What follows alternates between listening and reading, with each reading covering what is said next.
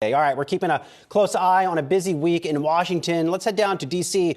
with Yahoo Finance contributor Kevin Cirilli. Kevin, always great to see you here. So what's on your radar screen?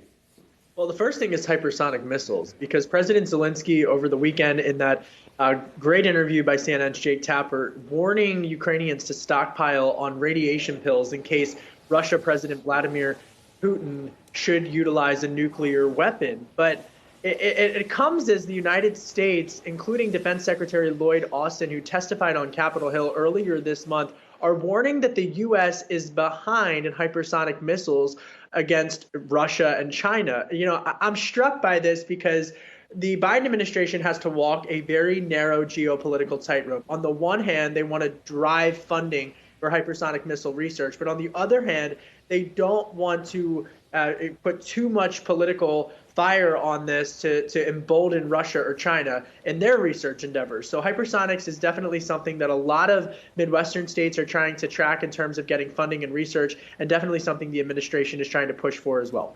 And Kevin, it's great to see you, from me too. As we are talking about relations, international relations, particularly with China, recently there was talk that Nancy Pelosi might be visiting Taiwan. She then came down with COVID, so she did not make it there. But some other lawmakers are making it there. So what should we be watching for around that visit?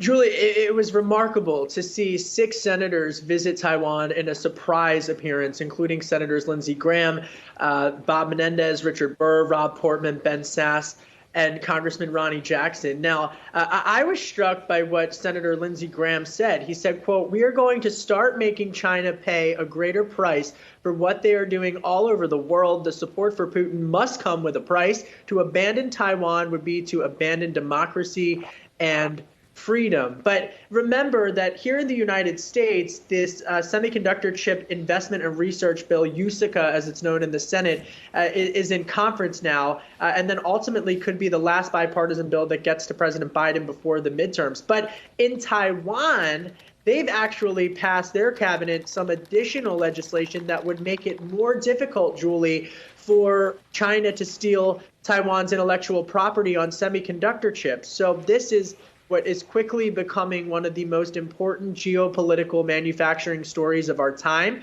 Chips, candidly, are going to be just as, if not more important than oil. And I think that what you're seeing here is the United States showing bipartisan support for Taiwan.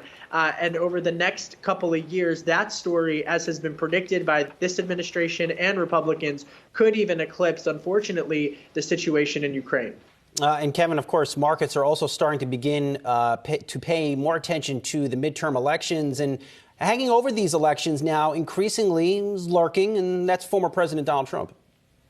You know, Julie knows this. I am still a political junkie at heart. And what's happening in the state of Ohio is remarkable. JD Vance, who is, of course, that author of Hillbilly Elegy, is running as a Republican. And in the state of Ohio, he got the Trump endorsement.